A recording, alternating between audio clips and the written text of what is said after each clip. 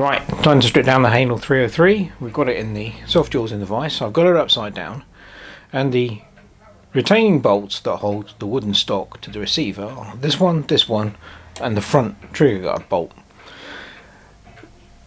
And it's all comes apart very easily, but the reason I've got these elastic bands on here is because I don't want it to come apart when I take the bolts out, because there is some parts inside which will drop out when it's upside down like this. So I'm going to loosen off the bolts, I'm going to take the trigger guard off, take these bolts out, then I'm going to flip it over and then we'll separate it.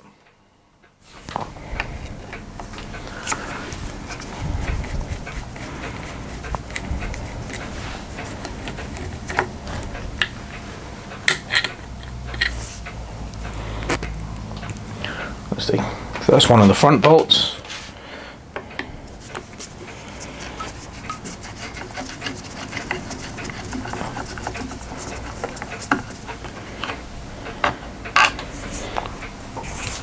Second one of the front bolts, which is missing its washer. Oh, too big. A small screwdriver for this.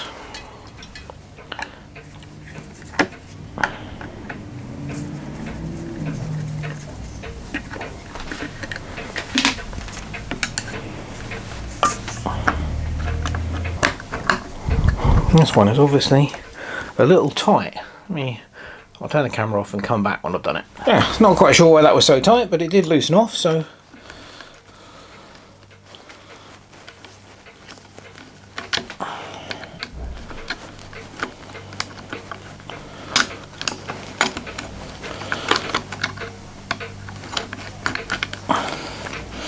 There we go.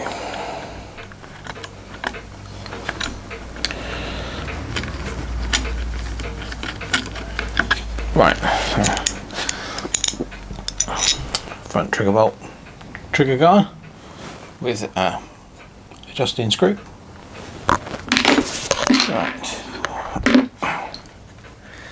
now we can turn this over.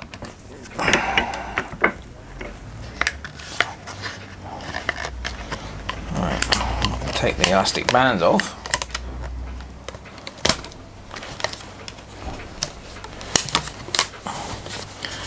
I will clamp it back in the jaws, soft jaws, and hopefully this should lift out now. A little bit like that. Woo, there we go. Clamps are quite strong enough. There we go. So that's free. Okay, spring on the end of the safety there. Mustn't lose that. Now, I'll close in on this so you can see what it is that I was concerned about losing. Yeah, inside the stock at the front there is this little top hat section. Get it in the camera so you can see it. There we go.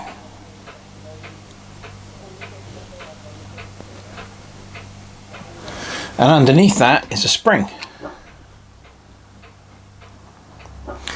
And what that does is, I'll zoom out again, that simply applies a little bit of pressure to the cocking arm here.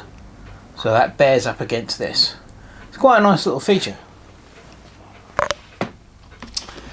Right, and I think that's probably all the stripping down I'll do.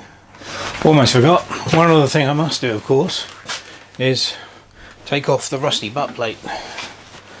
That's definitely going to need attention. Unfortunately those screws came out, well that one did, obviously reasonably loose.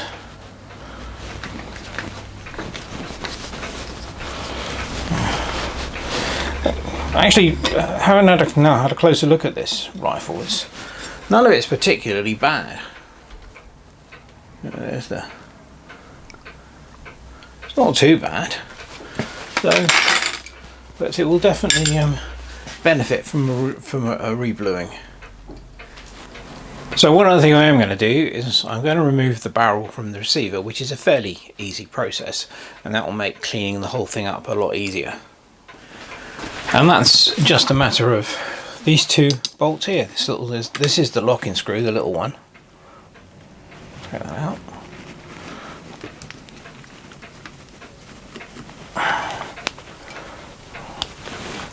And then we can take out the main bolt.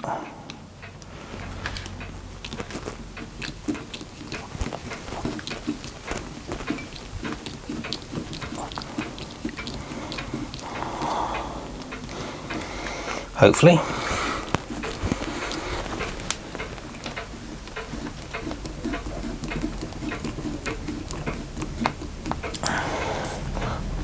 I think that's probably there.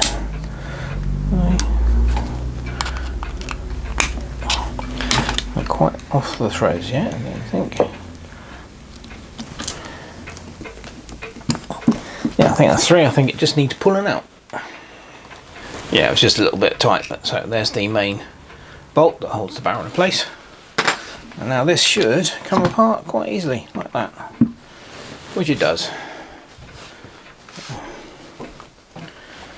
I may well take the cocking arm off as well, but they're pinned, not screwed. Well, it would appear to be a roll pin holding the cocking lever to the barrel, so we're going to have a go at tapping that out. Hopefully that won't be too difficult.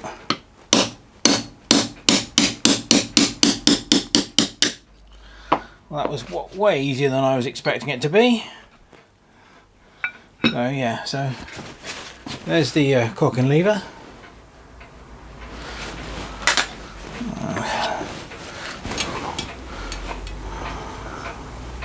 There we go. Now there's a little tiny pin here, and I'm wondering if I tap that out on the sight, it will allow me to take this top part of the sight out, and there might be some screws holding this onto here, so I'm going to have a go at tapping that pin out next.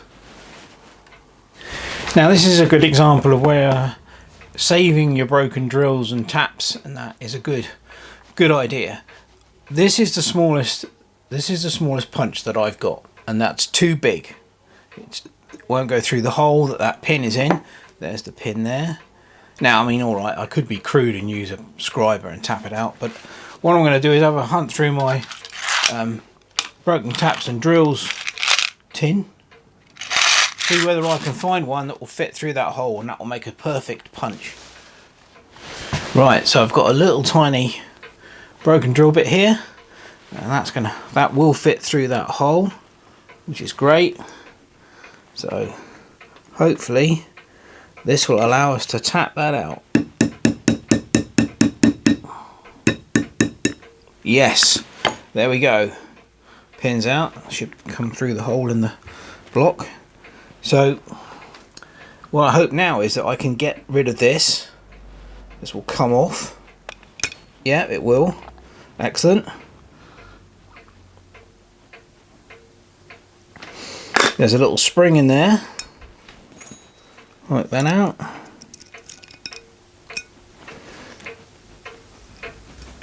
Come out, you little bugger. There we go. So, little tiny spring. And there's the pin. Put that in there. Save our broken drill. But I'm not going to be able to get it off any further because it is in fact riveted. But that's okay, I can still clean all this up. I mean, this is just getting it down to its bare minimum bits for the rebluing. So yeah, I mean that's more than enough to you know, taken apart enough to for me to clean that off. Well, I got the barrel apart as much as I'm going to get it apart, so we'll have a look at it. It's not too bad. The rust has got hold of it in some places more than others, but it will definitely benefit from a rebluing. I'll take all that down to the bare metal and we'll do the bluing process as you've seen me do before. If anything, the receiver's worse. There's quite a lot of rust on the receiver. It's quite bad. I have found an excellent video on YouTube which shows you exactly how to take the receiver apart. The spring and the piston and everything comes out. Don't think it's too difficult, so we will strip that down because it will make the whole rebluing process a lot easier. And obviously also the the safety, this is plastic, so I really do want to get that out. So that will be the next stage, stripping this down.